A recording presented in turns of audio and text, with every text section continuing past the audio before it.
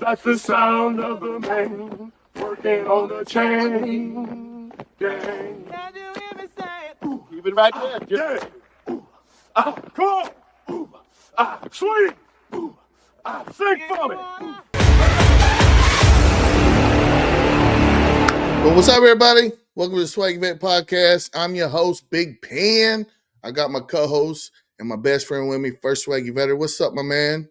What's going on, Big Pen? What's going on, Swaggy Vets, all our friends and family? What's going on out there?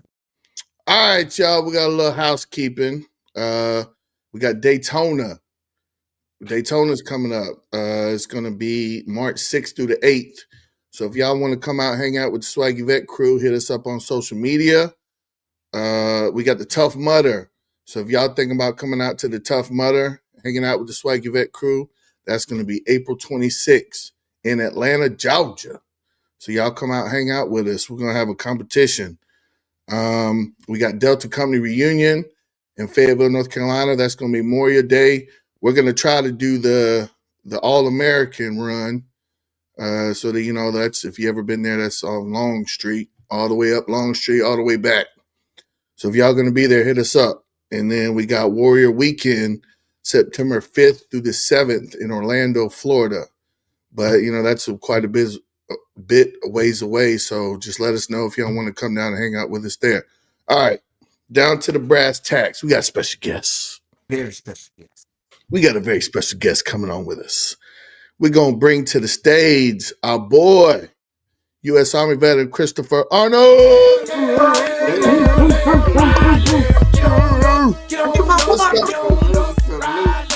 What's going on, Swaggy Vets? What's going on, my man? How you doing? Man, I'm well, man. I'm well. I'm living, brother. I'm living. Hey, man, thanks for coming on. We appreciate you coming on and sharing your incredible story about your journey through the U.S. Army, man.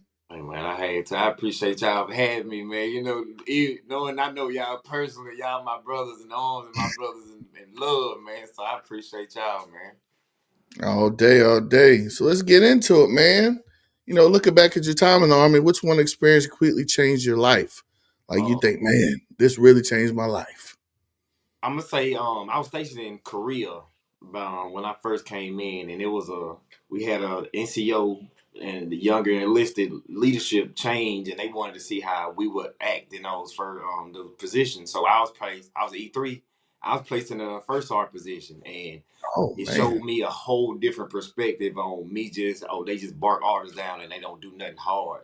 But during that week, I was hanging out with my first sergeant, and he just showed me different things. He showed me how to treat soldiers.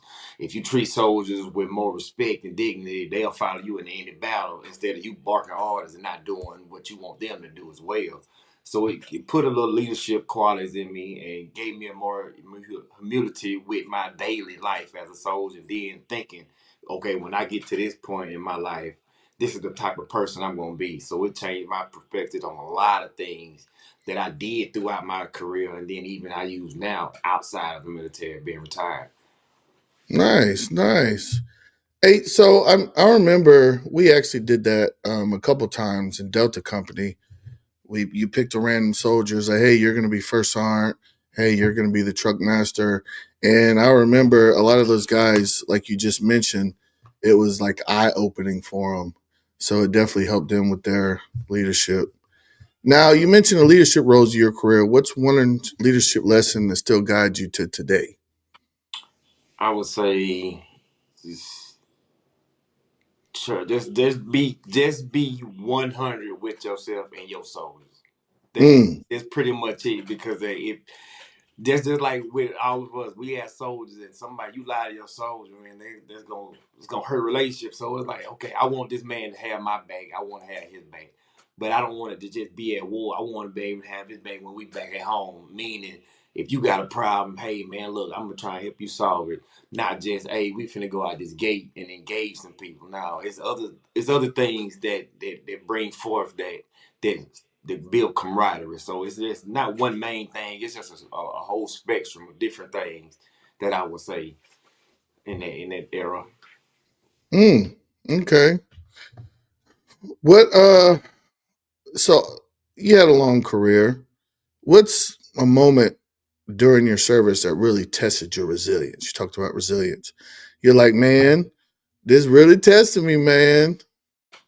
I would have to say me and near the end of my career, I would say getting sick because I was supposed to be this tough guy and not have nothing going on, and I ended up getting diagnosed with diabetes, and it kind Oh of man. like I still wanted to. I didn't want to tell anybody, so that resilient part of me was just like still maintaining that tough guy role that you know everybody need help. I'm gonna help them. I don't need help. So that right there kind of it broke me down, but also built me up in the same way because I didn't allow it to beat me in mentally for a while. It did, but once I got my my bag, my resiliency, and like I fought Mhm. it, but in a way, and I had to learn how to ask for help.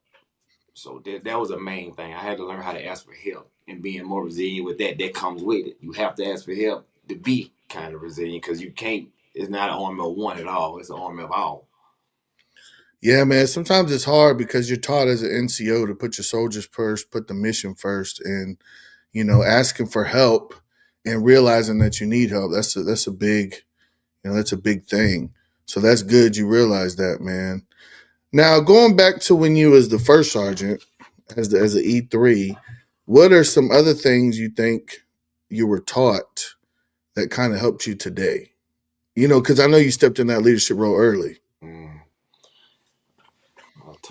I would probably say the camaraderie again because Mm, a lot of a lot of my family is not blood related, you I know. got you. Yeah, So it's like just the camaraderie, like you know what, I gotta live with this person, I gotta eat with this person, I gotta meet this person's family. I know their kids, so it's like I would that being in one itself, it goes into different areas of life. Even when you retire, you become cool with the retired guys. So now y'all done built up a family. Then you become cool with they family and they friends. So like they friends become your family as well. So like everybody, that camaraderie made me see more than what color was.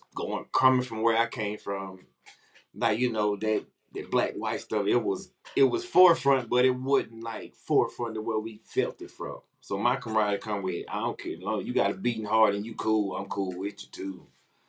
So there you go. I didn't see I saw color, but I didn't. The only time I had a problem was in basic, but I don't now I don't see it. I don't see it. You got a beating heart, you cool. I hang out with everybody. There you go. So Chris, so I know you had some to overcome some challenges, and we spoke before about the importance of mental health. What Mm. advice would you give to some veterans that may be struggling in silence with mental health? I ask for help. That's ask for help. That's the biggest thing I had to overcome because as veterans and as the soldiers and stuff we did, we looked at, like we can't be hurt, we can't be down. So even in our own minds, we still go forward and don't understand, like, okay, you asking for help. That don't mean we weak. That don't mean we down. That don't mean somebody's gonna shun us for that. So my biggest thing is to ask for help, seek out resources to get better. It's always something there for us to do to keep our mind up. PTSD ain't curable, but it can be to a point where it's tolerable. I guarantee we all got it, but we deal with it all in different ways. I started to ask for help, and I started to see a difference when I did ask for help. And I had my own faith and spirituality where I had to do all the things I have to do myself. So biggest thing is ask for help.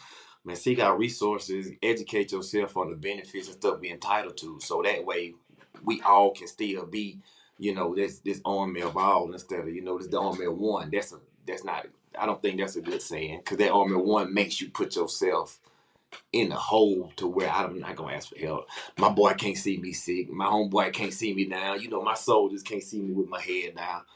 No, it's a part of life, and it's one thing you have to get over that, man. Is ask for help. Just ask for help. Yeah, that's good. I totally agree. You got to ask for help. Absolutely.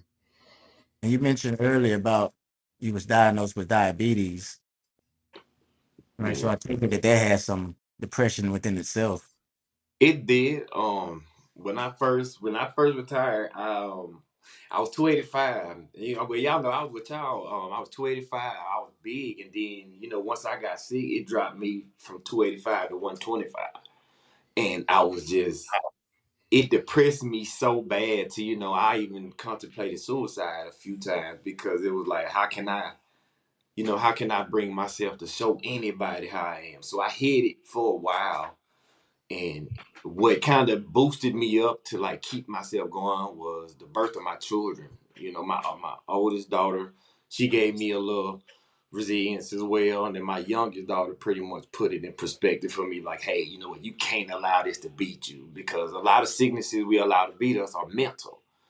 We can do something physical to help our body, but when your brain and your mind goes to a point to where hey man, you just gonna be looked at as soft, weak. Your manhood gone. You can't do anything right. You feel so many different things. So I went through a lot of different stages, but in all, like last several years, I've been more lenient to learn new things about my sickness and be it, so I could be here for my children. Because no matter how you feel in your head, when I used to go out the gate with my soldiers, they could tell you I was always the first one out. I would be always the last one in. So I would always make sure, like, I'm covering everybody that I have. And me just thinking that way made me just get back on the grind and be like, I'm gonna get healthy. I'm gonna get fixed. I'm gonna ask for help. So my daughter can see that her dad is not a weak person, but he's a person with, this love that's gonna make me better. And I'm not gonna be depressed no more. I'm not gonna be nah. So once I did that, man, I piped up, man. I'm back. Mm. Hey, that's what I'm talking about. I'm back. So it seems like your family is what helped you turn your pain into purpose. I can agree with that. Yeah. Yes, So sir. so I guess like what would be one myth like if you could deter from mental health, what would that you think it needs to be broken? I heard you mention about one of them was ask for help, the Army of One, hmm how it needs to be broken. Can you elaborate on that one more time? Um, it's just a mental part, because when, like you said, when you hear that army of one, people look at these movies and videos and act like that's like we do that. Like we can respond at war if we get hurt and injured. Like we could just pop back. No, but the army of one, it messes up people, because when you got these young soldiers that come in, they thinking they a superstar. They thinking they are the super rangers, or super special forces guys. Super, all that is cool, but it's like it builds a a a wall in your head to where, like, I don't need nothing from nobody. I can go and fight 100 soldiers over there in that country and beat them all by myself. We all think when we retire that Al Qaeda gonna come to our house and we gotta protect everybody here. It puts you in the mind of like, no, hey, don't do that. It's crazy. It's an army of all, because when you go into a war, it's not one person. It's a unit. It's a team. It's a brigade. It's a regiment. So it's like that's something that should be taken out. An army of one, you're not, because when you make it an army of one, you still got a whole team you got to go against. You can't be the team. That's Mm-hmm. even in business and even in life. Like if you got one person going against 300 people, he's gonna lose eventually. So that's something, that's a myth. That's not army of one is nah. Right. Uh, I remember when we had Captain Arroyo, he was on the show, and he said when we came back from deployment, we was one of the most physical fit drunks. Mm-hmm. Uh, Yep. and that was true. That's the true statement, man. I remember there was a time where I had to take control of my health when I was drunk at the first saw at work one time. I can remember myself in my office just throwing up. And I thought to myself, like, there's no way I can call myself a leader Mm-hmm. when alcohol is leading me. Dang, I didn't even know that. Me neither. Yeah. So, was there any specific moments when you felt like you can take control of your health and make a change? That was a big thing too. Like you said, that when I was stationed at Fort Hood, I actually went to alcohol rehab program out there, because I couldn't go run without taking a shot of Patron or gin. Like I needed it so bad. And Mm. my wife then told me the white part of my eyes was turning yellow. Like I was drinking so much. So it was like by the time I got to y'all, I had it almost completely like to stop drinking a lot like that. Mm.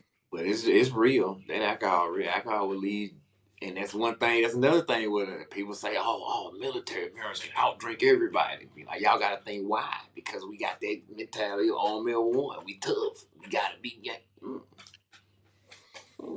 Yeah, I was when I went to Europe. That's all we did was drink and party, and I really look back at the 4 years I was in Europe, and I really didn't get anything accomplished besides having experiences. And I kick myself every time I think about that because I was literally a functional alcoholic when I was in Europe, and I could have got so much more done if I would have just not drink. I could have did more schooling. I could have, advanced in my career more, but I didn't because alcohol took control, and it's crazy. What's And, saying of alcohol? One more drink ain't gonna hurt. yeah, like we would literally go. They would have this thing called Euro Shot Night on Thursdays, and €1 for a shot. And we all go and just get obliterated. Wake up and do PT, and then Friday night do it again. Saturday night do it again. I'm like, come on, man. But many veterans struggle with identity after service. How'd you redefine your purpose, Chris? Man, I went through. I'm not gonna even lie to y'all. I went through so many phases to find out what I was good at other than being a soldier. So I did the phase of, I tried to grow my hair out. I tried to be a bodybuilder. I tried to, I wanted to get all these tattoos. I didn't know what I wanted to do, man. So my biggest thing was okay, what am I good at? I like to help people. I like to Mm, see people, smile. I like to be around, everything jovial. But just me being that, like I said, still had a little of that army of one. I wouldn't be approachable because I was just so rah. But at the same time, it's like, hey, I might look like this, but I want to help you out. Like so now, it's like I know what I want to do, and I've been doing it. So I help, like I talk to people. I have a consulting business, so I talk to people and I help them like maintain and just see the other side of not being able to struggle, but hey, just be a little stress free, so that you can live a life of abundance and just enjoy it. So mm, I think my purpose what helped me and push me was just I like to help people. I feed the homeless frequent. I help people with their businesses or if they have questions or anything of that nature. So I would pretty much go that route. mm. Now, you're a business owner that helps veterans. What do you think the biggest mistake veterans have starting a business?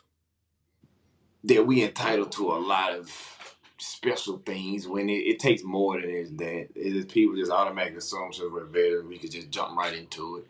And a lot of it is also just is misinformed and misled about things. Just like even when getting out, when you get out the army, they don't tell you a lot of the stuff that we entitled to. They can help you create a business and help you run a business as a veteran yourself. It's like Mm, information you have to go out and seek. So what I do with some of the people that I've known, I gave them, resources, and I've asked for resources. Like I asked the original Swaggy, about some resources, to help with certain things I still may be dealing with, but not necessarily bad. So it's just the miseducation of not telling veterans, hey, what we're entitled to, what educational benefits we have, what training we still can get, even though we're retired or being a veteran. okay. So, what do you think the most valuable military skill that gives a veteran advantage in business? Discipline. Discipline. Okay. Yeah, that definitely plays a big part in owning a business. I would say discipline because you have to people some people want to jump in the bed and be like, okay, the next month I'm gonna make $1 million. Mhm. No. it takes that discipline. Okay, I got to get up at 5 o'clock if I got to look at these emails. I want to send something out to these people, so I got to look at it. I got to make sure I stay on the games. Because if I slack off, they slack off. Or if I'm doing something wrong, they gonna think it's okay, and I don't want to lead nobody down no path of deceit or like, how now come here, check this out. Like I learned this. Let's go. Let's work together. Let's keep it. But it's just discipline. You have to have discipline, period. If you want to be healthy, discipline. You want to run a business, discipline. And that's the biggest thing.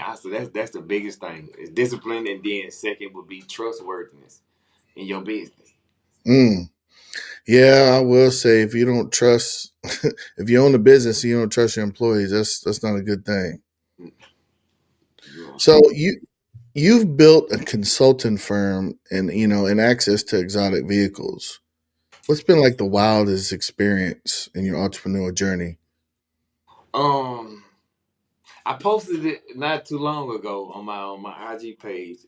It was when I first started the business with it was my cousin and two other business partners that I knew throughout some people. And my craziest experience was we went and bought 3 supercars at one time. We bought 3 BMW i8s. They were both Wow. all the cars were $147,000 a piece. And we kept them for like 3 days. We rode around Atlanta, look with the doors open, just trying to look good. And it's like it was the wildest because so many people thought we were either celebrities or like entertainers. Nobody thought we would. My cousin. He had just graduated from Clark, Atlanta. I'm a retired veteran. My other partner, he's like a soccer player in Africa, and my other partner was a police officer. So it was like we 4 average guys, and I love attention, but at the same time, it was like, man, it was so crazy because we got so much love just off of the vehicle we was in. They didn't know we were serial killers or anything like that. They was just, oh man, y'all look good. Can we take pictures? Cool. That's cool, man. Now it's just all wear off. Like I Uber everywhere because I hate driving in a way, and it's like it's cool, but like I said, I'm in Atlanta, so I manipulated the situation. People want to look like they got money, so with the exotic cars, they want to look like they got money. Hey, here you go, right here. Mhm. Yeah, you can make a really good business. I got a buddy who leveraged his credit. He went and bought a Tesla and then he put it on Toro. And then he was making a lot of money, went and bought another Tesla, started making more money. Now he's got 5 Teslas on Toro and he makes just an exuberant amount of money. And it just blew my mind. So there's definitely a market for that type of deal, man. Yeah. People want to look like they got money, so why not? So I ain't got to buy this car. I can rent it. Yeah, yeah. Just like stolen valor with stuff like us. Like I don't know about y'all, but stolen valor pisses me off. Oh, absolutely. I've called a few people out in the airport. I've had my Stetson on, and then I've seen somebody else with a Stetson. I'm like, nothing's right about this Stetson, bro. Like I've done it a few times, dog. I don't like that. Don't play with my army, man. If you ain't no vet, don't talk like one. Hey, Yeah. hey, Chris, what do you say? One of them childhood movies that motivated you? Oh boy, hey, I've been waiting for yeah, hey. I remember this day like no other, man. I was about 14, 15, man. I was in my aunt's room. I had got suspended from school and I was in my aunt's room waiting on my grandmother to get home. And Rambo came on the TV. And Mm. the scene where, he get up and he wiped the war paint on his face. Boy, I was in there with lipstick, I did. I had red lipstick on my cheeks, man. And man, I saw the muscles and I said, bro, I gotta do that. I want to do what Rambo do. I don't want to live in the jungle though, but I want to, I want to be Rambo. And I had it in my head ever since then, man. So they like that movie Rambo. Then like even keep making them. I thought I would run my first year on. I thought I was Rambo. Ain't gonna lie, I thought I Rambo in Korea, man. I was trying to run every day. I wanted, hey, when we gonna shoot these guns? So he, hey, man, hold up. Rambo shoot big stuff. I'm Rambo. Mm-mm. If you go back to that 14-year-old kid watching Rambo, what would you tell him? Don't join the army. Don't enlist. Don't do it. Don't do it. Don't do it. No, I would say, hey man, look, in about a good 5 years, but you're gonna do something very spectacular, and I just want you to remember this thing right here. Always be true to yourself. Mm. Don't fake the funk for nobody. Don't ever change. If you're normal to you, stay you.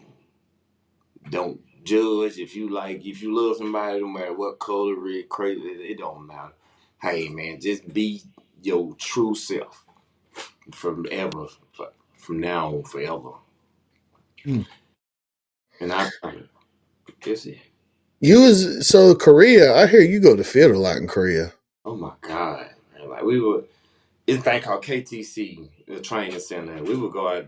I was 19 Delta then. Mm. We would go out there for days on it. Like I know one time we went out there, it was like 56 days. We stayed out there.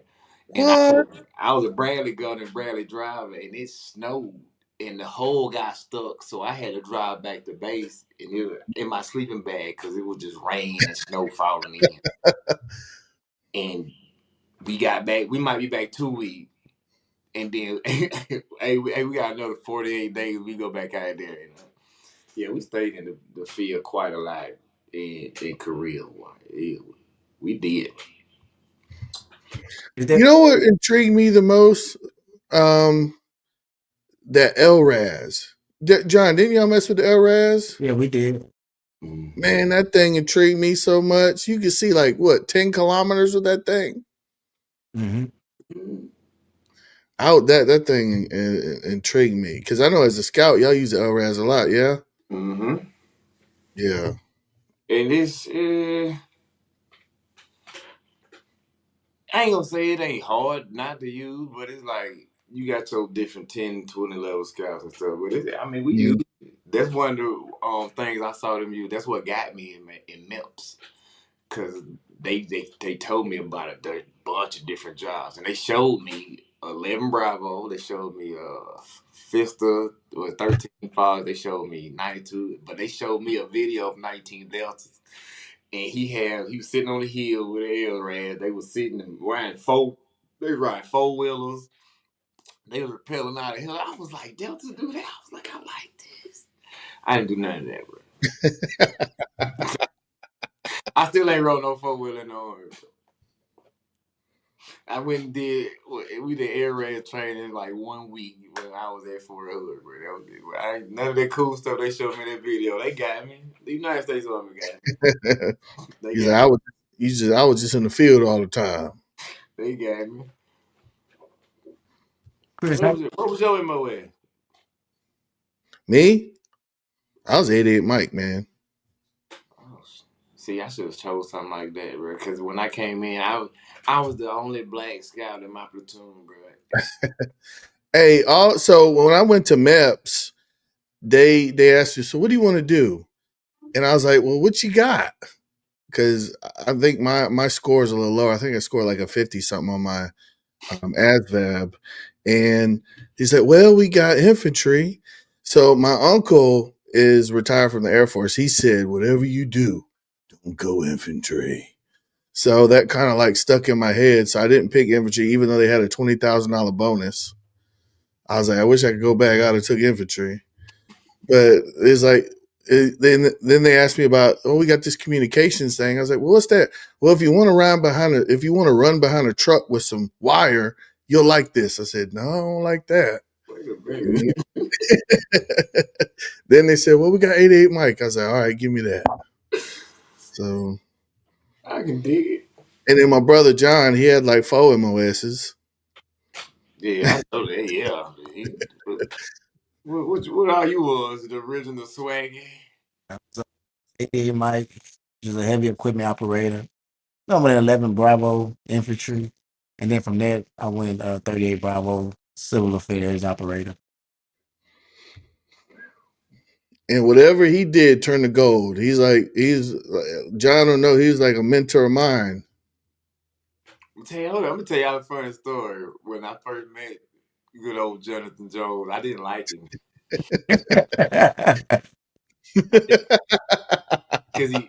because I thought he dressed better than me, man. I ain't like that. Every time I seen it, Jones. Yeah. I was like, man, I would leave and go to the gym and be like, and I would just be like, I'm gonna be, I can't wait to see him again so I can do a little flex. Yeah, ain't like that was the only reason. Like I love this spirit, man. Like I fell in love with y'all when I first met y'all. But like him, I didn't. He Hey, got more shoes than I do. I don't like that. hey, John was always up on the latest fashion. We went to New York when we trained the cadets. John bought like every color pair of Jabot's jeans they had. that lady, that lady said a price. I said, let me get them all. Yeah, let me get them. They were so cheap up there, man. And they I were. had to get a second job at Bragg, man, because I was like, man, ain't no way I'm finna let this man just, well, he got more shoes than me. Man. No, man. Man, I don't like that. Mm. So Chris, man, tell me how you got the nickname Superman. It's three different broad ways I got that name. One, I was just when I was smaller, I was stronger than I looked. I went from scrawny to like chunky, like my middle teenage years. So I was just stronger than I looked. Outrun, I would outrun wind back in the day, and it was just certain like I would get into a couple of fights here and there, and every man got them hands. So I got the nickname from one of my first like girlfriends, and then there was a neighborhood name that came up with it just because I was stronger than I looked and I liked to fight. And I couldn't lose. Like I don't care if you jumped me, you had to go get more help. So that was pretty much. Yeah, go get all the You brothers. gotta get everybody. You gotta go get your uncle. You gotta go dig your granddad up. You gotta go get some help. Mm-mm. That's it. It's other stuff to add onto a story, but that's another story for another year. I got you, brother. So if you could put one message on a billboard for every veteran to see, what would it say? But if I could put a message on a billboard for everybody to say, it would probably be if you can help another vet, help another vet. That's it. I like it. You could help another vet, help another vet. Because we see each other. When we in the airports and stuff, we all wear certain things to verify, our purpose. But we might see somebody and they head down. And I'm like, no, you got on the first cab pay. But hold that head up, so. I don't care what you're going through, but hey, you can put it on me and we both can get with it together. But if you see a vet, help us. If you see a vet, help a vet. There you go. I like it. I like it, brother. And if you ask me, you a swaggy vet.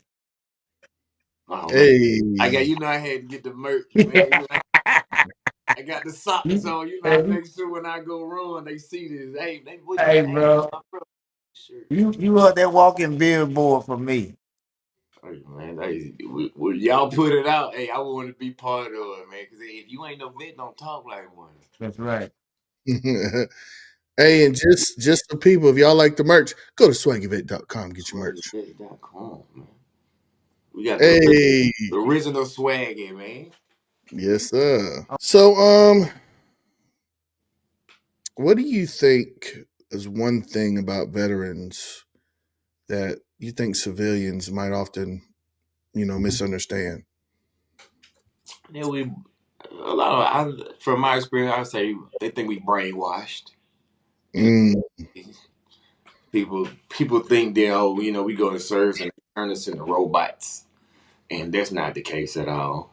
I think a lot of people just base off a lot of army movies and a lot of different memes of like the alcoholism.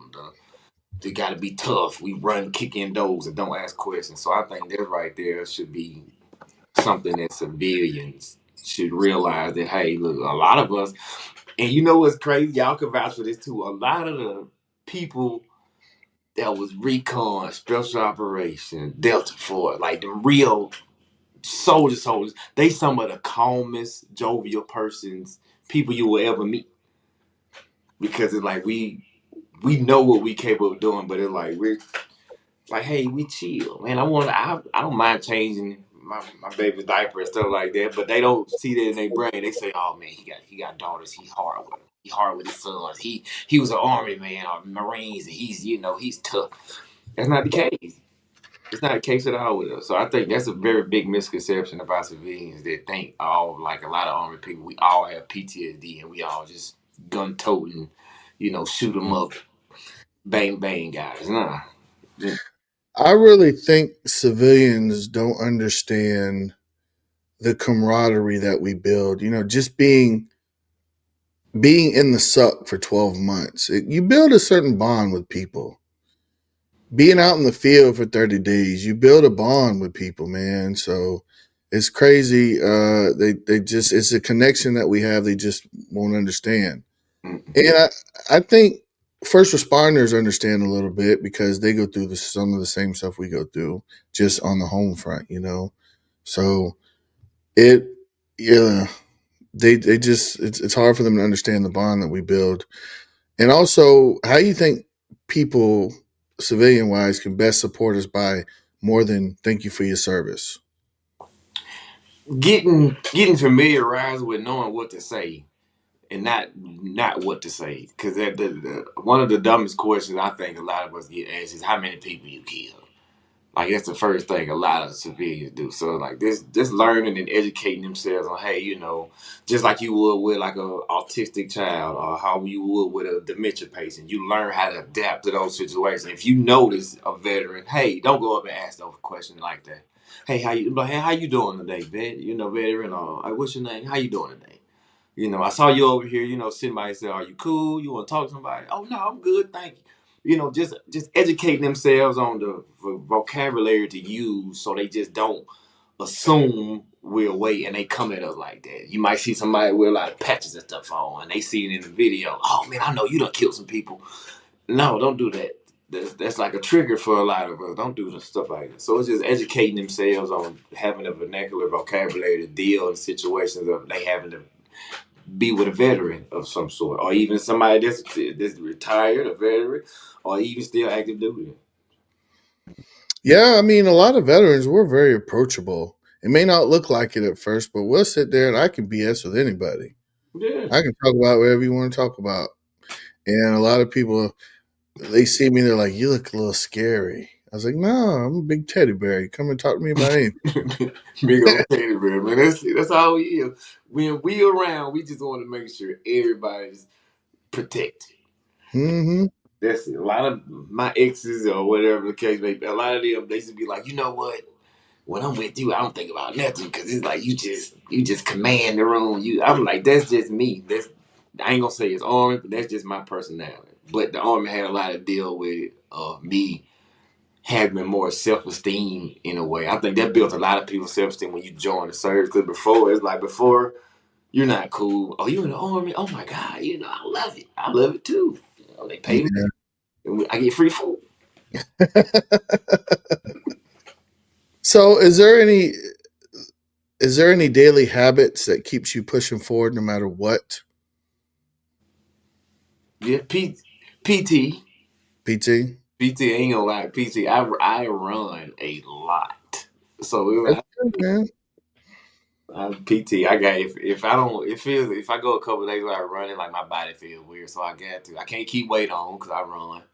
So I just that would be it. PT and just the core values, is integrity. Like my brothers are my brothers, no matter what. If they wrong, okay, cool. Let's fix the situation. But afterwards, we gonna fight because you still wrong.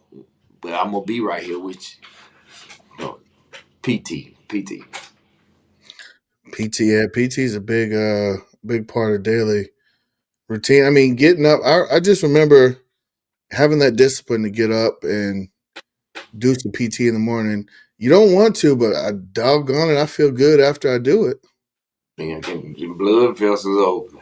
Yeah, man. You get that blood flowing, you get that euphoric feeling, and you feel a sense of accomplishment in the morning, like you done got up and did something, and now you go about your day, you feel You, accomplished. you know what? Me running, I seen cadence. Like when I run around my neighbor, I still seen cadence. Like one of the biggest things that I love to do when I run. Cadence, I run a few hours, I've seen cadence. Oh yeah. Especially you get old good one, then you know you good to go. I run for a while. I love it. So if you had 60 seconds to inspire a struggling veteran right now, what do you think you would say to See, I would tell her, hey man, look at me in my face. So look here, vet, soldier. him? Look here, soldier. Be everything that you want to be, even more. Don't let nobody dictate your feelings. Don't let nobody dictate your emotions. Don't let nobody dictate your day. If you get upset in the morning, don't be upset at night, man. If you want to ask for help, go ask for help. If you need anything, you know, you can, there's so many places you can go for help. I'm here for you. I got other brothers that we can all just sit here and be. If you discourage in any way, you got to look in the mirror and say, hey, okay, what do I need to fix myself? Who can I go to? Or do I need to pray? Do I need to ask anybody else? But the main goal is for you to be here for a reason. There's a reason we left and went over there to war and came back. So there's no reason for you to be discouraged. So there's a reason for you to look up and see a better understanding of why you still here so you can keep going for your family. Now go ahead and come to the position of attention, salute me, and get out of my face, man. You know. Hey, did at any point that, because we talk about mental health a lot, that's one thing we advocate Mm. in the Swaggy Vet Nation, man. Have you ever had to sit on somebody's couch and talk? Um, it wasn't voluntary, you know. For it was several years ago. I had a mental breakdown, man, and I ended up going getting incarcerated, and then I ended up going to the mental hospital Mm-hmm. in Atlanta. So it was like I said, it was me not wanting to ask for help and keeping everything in. So the same thing, I wish somebody, like I just gave the 60 seconds to talk to a vet. I wish somebody would have told me that, you know. But I ended up having a little attack and went and did a little. I called it crazy house bid. I did a crazy house bid, but once I got in there and I couldn't do anything but talk and get a lot of this out from having survivor's remorse from one of my closest friends. You know, he got killed in action in front of me, to me just being able to like actually deal with it instead of holding it in. I would get upset because I'm mad at that, but it wouldn't even be the situation I need to be upset at. So when I did have to sit down and talk, I opened up a lot of things that helped me get through to where I can be the person that I am now. So I thank them for that. Yeah, before I got out, man, I went to behavioral health. And when I sat on that couch and that lady started talking to me, everything just came out. I was boo-hoo crying, like snot coming out my nose, just letting everything out. And it was like a valve, a release valve came on. And it's just like everything just released, man. And it was probably one of the best days in my military career, just to let everything out and just decompress, man. So that's why we say, sit on somebody's couch, talk to somebody, get all your emotions out. It'll definitely help you in the long run. And I'm glad that maybe you didn't volunteer to do it, but you actually did it. And I think it probably maybe helped you get to the next level. It did. I can honestly say it did, because if I wouldn't have did what I did to get incarcerated to go there, then I probably Mhm. would have just still been down like a little spiral. Yeah, But yeah. it wasn't a quick spiral. It was just me doing things I knew daily that it wasn't sufficient to my future. Mm, I can say that now. Absolutely, man. Man, we've had some good conversation here. You know. It's always a link up with you guys, man. Anytime, bro. Hey, see you training for the Tough Mudder?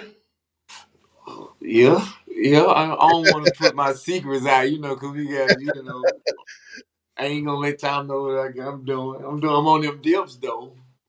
I'm on Yeah, I them. was in there doing some like grip training, trying to hang on the bar, holding on, because I know some of the part you got to do like some monkey bars. Man, I've been So looking I got at to train videos. on that. I've been looking at videos on YouTube about it, bro. Hmm. Ooh, it's like if I don't look at none, I'm good. But it's like the more I look at them, it's like I don't know. I might be sick. That the 26. You doing some training, John John? I'm gonna be honest with you, man. This God given. I just show up. Hey, hey, you like Booby? Hey, Booby, you didn't lift. This is God given. All I gotta do is show up. Now, I'm tapping on 40. I got to stretch. I can't do. Hey, I told John a couple episodes ago, I'm like a 72 Chevelle, man. I gotta get warmed up before I do anything. But hey, I'm the 10 man on the Wizard, but I need their all, boy. Oh, sitting here right now, my knee cracking, man. I'm like an 87 Regal. Regal. The G and Nick Kendrick had on their stage. Hey, listen, man. It's a T-top though. Ooh. I'm still a looker. They can see they T-top, so they can see that shine, boy. Hey, but you gotta stay in shape, man, because we're gonna be doing one or two of these activities a year. The Swaggy Vet crew is, man. We're gonna try to get in those Spartan races too. Those are a little bit harder than Tough Mudders. See, now you're doing too much. Now you're doing too Hey, much. it's good for the soul, man. We get that camaraderie, we get that team building, bro. Well, oh Lord, I'm with. I'm with whatever my brothers with, cause we ain't gonna put each other in things. So it's gonna either make us better or it's gonna put us in the grave a lot earlier. Yeah. It's it. Don't forget our VP. He'll be coming on the show soon, but he suggested we throw some golf tournaments, some golf Hmm. events. I could definitely. What about pokeball? I play pokeball. I don't know no veterans ever played no pucker ball. What the heck is that? I don't know. I don't even know why you asked him. It's it, it's smaller, but it's like tennis, but you play it in an enclosed arena. You said pickleball Yeah, pickleball. I said, what or I said, pickle? poker. He See, said pucker ball. that's the I'm signs of Alzheimer's and veterans. I don't know. He said my Alzheimer's kicking in. I don't know. When you try to name somebody, I was trying to call John name earlier. I was finna call him Michael J. White.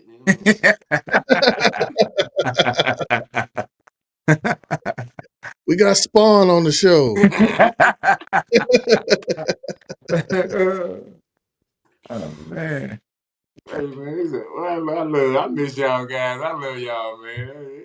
I like this swaggy vet, man. It's real dope. I like it. I ain't gonna lie, man. It's dope, man. Cause I wear this shirt. I know it. Ooh. Yeah, I'm gonna keep it like that too. I don't care. I'm gonna keep it like that, man. Well, I know a lot of people that come on the show, man. It feels like kind of like therapy. They get a lot of stuff probably they haven't talked about in a long time, and other veterans that watch the show, they're like, yeah, this is dope. To see I'm not the only one going through this. Other veterans are going through the same thing I'm going through. So you definitely get to highlight stuff like that. You get to tell your incredible story, and it definitely helps out other veterans, man. So And you get to share it with us on our platform because we're gonna keep it swaggy. keep it swaggy, baby. Swag. They be like, first swaggy veteran, what you got? What you got on? I'd be like, don't worry about it, sweetheart. Don't worry about it. Don't worry about it, sweetheart. Just It's that splat right here. The splat. it's Swag, like y'all used to come up with like this like it's like a little the name Swaggy. Then we got the original Swaggy. Then Swaggy Pen. Swaggy Super. Swaggy D. You feel? Like I got you, man. I told you gonna help me. You gonna help me be, but you gonna help be my assistant designer, man, with the ideas. Hey, man, come on with it, man. Hey, if my brother doing it, I'm right there with him, man. Always, I appreciate you, man. You've been one of our biggest supporters, man. I appreciate it. But we Now, all we got. I'm just waiting on my patches so I can put them on my vest for this Daytona. You know what I mean? where you best at? Oh, man, hold on, man. I get it. Wait a minute. I get it. Yeah, we on there. They gonna do it. We just missing the swagger vet. I got this. Hey, look at him. I'm miss. I'm What missing the they? swaggy vet patches, man. That's gonna pop it off. So people, they gonna bypass every other pad. They gonna be like, what they did? I said, if you got to ask, you ain't no swaggy. You know what I'm saying? Hey, we got the Big don't patch. And talk like one.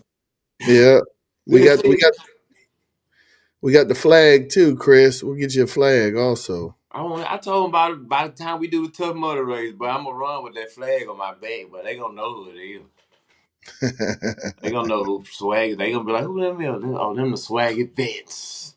You ain't no vet. Don't talk. I don't know because we gonna be pretty deep at the Tough Mudder, man. That's fine. We gonna be a four. We big. We in the biggest gang in America. We gonna be a four. Them civilians. We gonna make. We ain't even gonna worry about them. They gonna be like, they color coordinated. Yeah. Oh, they look tough. They look tough. Yeah. The one over there with the beard, he look aggravated. They look tough. We y'all can approach us, but don't come over here acting friendly. Don't ask me how many bodies none of my brothers got. Don't ask. They be like, man, what he did? I don't know. Go ask. Go See, It's ask. good, man. I'm looking forward to it. I'm really excited about this Tough Mudder. Just to be around my brothers and have some camaraderie, man. It's gonna be a good thing. It's I exciting know for me. you know what a nightmare I done had about this tough mother coming up for. I don't want to catch a charley horse or cramp when I first Hey, man, started. drink some pickle juice. I heard that's really good with cramps. Let's see, pickle juice, and I'm water my camelback, but I can't go down in front of y'all. No, I can't do that. I can't do it. Hey, my son's coming. He does JROTC. He competed. He gonna be out there doing it. I think he gonna show all of us up. I can probably I can bet too. I'm old and decrepit. I'm just looking to finish. I ain't looking to come in first. Hey, that's what I'm talking about. Me too. hey, long as he on our team, he make us look good. Yep, absolutely. Let's see. We need all the help we can get. Mm-hmm. Yeah, cause y'all older. Let me see. All y'all older than me. I'm the youngest. If you look up, How old are you? Yeah, I'm 38. Oh man, you still young. You in your Yeah, 30s. yeah. The whole don't clique let older than me. I'm good. don't let super lie to you. Don't let super lie to you, man. I was born in 1986, sir. All right, whatever you say. 86. It may be the pixelation of this camera I got to make you look older over there. Yeah, it's a little bit. That's that gray. I'm trying to catch up Oh with. yeah, in them grades. I'm trying to catch up with Pen, boy. Pen gone.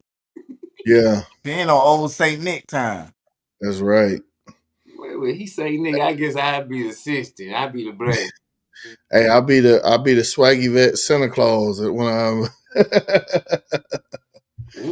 Ooh, that's something Swaggy Bay could do too. Boy, one of them toy drive. Boy. Hey, I remember I played. I did the one time for our company. I was Santa Claus, and I came in with the present. I said, "Ho, ho, ho!" My first son said, That's the coolest Santa Claus I ever seen." But yeah, Pen had a neck moving. Ho, ho, Yeah, ho. I did. Pen came in and said, "Hold on, wait a minute, let me put Saint Nick in." That was Ooh, first time I heard. funny story. My first deployment, I got that flag right, and the Santa Claus there, he was an Arab dude. We was at Cross Sabers by Saddam Hussein Palace, and he was like, "Oh, what do you want for the Christmas, Flint?" I was like, "I said I want that flag." He said, "For what?" I said, "I'm gonna hang it on my wall." I'm like, "He said, you American want one of them flags?" I said, "Yeah." He gave it to me too. I think his name was like Abdul Nazir or something. He probably was old terrorist too. Thanks, Abdul. I appreciate you. Oh my god. I had that. I deployed You in know, we don't 2006. But I done negotiate. had that flag since then, man. What they tell you, we don't negotiate with terrorists. We don't negotiate. It's either a yes or boom. That's it. Boy, you crazy, man. you. That was in Iraq, Chris. Iraq, man. That was ooh boy. I went to that. Did you ever go to BIOP? Mm-hmm. You remember that palace? You going in the BIOP all the way up on that hill, that big old hill? Yeah, I went there a couple times because we was at BIOP, and that thing blew my mind, man. And it was the CIA and the FBI was in there along with the SFG. I was like, man, y'all living too good, man. We down here in little huts. Man, they used to have like these portable kitchens. They would pull up and pull out all this back then.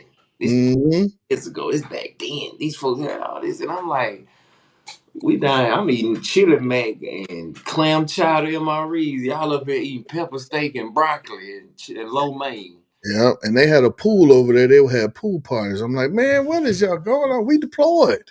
Y'all having pool parties? I started to write my congressman about them. Something.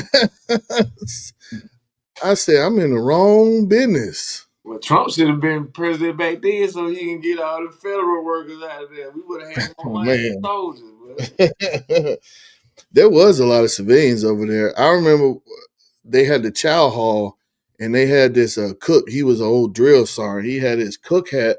He had a ranger roll, all starched up. I said, dang, he looked good. that boy look good. Yeah, I was jealous. He had his uniform was starched up, looking good. Had this old stay flow on there. I asked him, what is that? He said, it's that stay flow. It's that state flow. Yep. That's something right there. They used to make me upset with my soldiers. I like if how long we been out from the field and you wear a dirty uniform in my formation. Oh my God, bro. Oh, A that dirty used to uniform. grind my gears. I'm like, why you dirty on Friday? And we ain't did nothing on. Why you dirty? Why your uniform dirty? Man, Uh-uh. we had this one soldier show up late, and we had the platoon sergeant say, "Stand right there to the formation." He Oh stood right man. there. He said, "You you know you're late, right?" He said, "Yes, sergeant." He said, "You know what they tell me? What, sergeant? You ain't brush your teeth. I want you to run back to the barracks, brush your teeth, and come back here. How dare you stand here and talk to me with that stank mouth?" I couldn't believe you said that. He said that means you ain't brush your teeth. Hey, he wasn't lying though. You weren't lying. I ain't never think of that. You late. You ain't got time to brush your teeth. No. He Hey, hey, said, "You know what that one tell me?" morning. He said, "You ain't brush your teeth." Hey, that's it. He ain't lying. Because if you running late, you ain't brush your teeth. He said, "I want you to go back and brush your teeth and then run back here and come back to your formation. Because you come Boy, to formation, you going to come to formation right." Yeah. Hey, we one morning my platoon sergeant had his shorts on backwards. And we told him about it. And he smoked us because we didn't tell him about it earlier. I said, you just took your pants off. What you talk about? oh, I know we cut it short or whatever. I got this one last story, man. I was what was I had just hit E5 and I was running. I was running with these soldiers, man, and I had this one big soldier, like he was just out of shape. They had gave him to me because he had got in trouble. He was just out of shape, and we ended up doing a little 4K. Mm.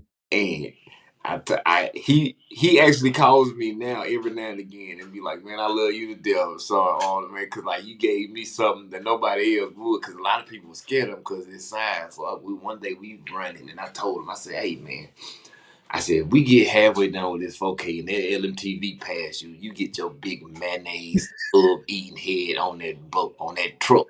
Oh man. And you better not ever say nothing else to me. Man, he tightened up that book, man. He started stepping. He said, man, you know what? No, I wanted to punch you, but I wanted to finish this race out first so I could show you that I wasn't sorry. I said, well, good. And he whispered, he said, man, if you ever call me a mayonnaise eating bucket head again, so it's gonna be me and you. I said, well, get ready for it if you get ready for it, then, because I'm finna call it to you now, boy. You don't scare me. Hey, that motivated him though, didn't it? That was what 12 years ago. And he still hits me up today now on Facebook and like IG. I was like, man, you one of the toughest people I know to this day. And I'm like, I just never wanted to give up on nobody, man. If I was put in your life for a reason and I felt that way, that's what we gonna do. Yeah. That's what we gonna do. Hey, Chris, you got anything in closing, man, before we get off of here? Yeah, just wanted to just give a shout out to y'all guys, man. Just having this whole just movement, having this whole just Swaggy Vet movement, man. Just putting it out there and just getting more people involved. Like you say, it's a big help. So anybody that's looking at it or heard of it, man, just check them out, man. Get some merch, get some just schooling on watching other vets and how we deal with stuff and how our careers went, man. And if y'all want to follow me, I got my Facebook, Chris Superman Arnold, and then my IG is here. Both of those platforms, I have my business on there, my catalog events, and anything like you want to book to talk or anything like that. We ain't got to talk about business, vets. If y'all want to just hey man, look, I don't know you, but I'm a veteran too. And hey man, I'm down with all of it, man. So that's pretty much everything, man. I love y'all guys to life, man. I ain't gonna say that I love y'all to life, man. Appreciate you, I bro. love you, brother. Appreciate you for coming on, man. I thank Man, you always, for man. putting the brain, man. Swaggy V. All right. Thanks for coming and spending some time with us. And we're gonna see you on the next one. Stay swaggy, stay strong. Peace. That's all.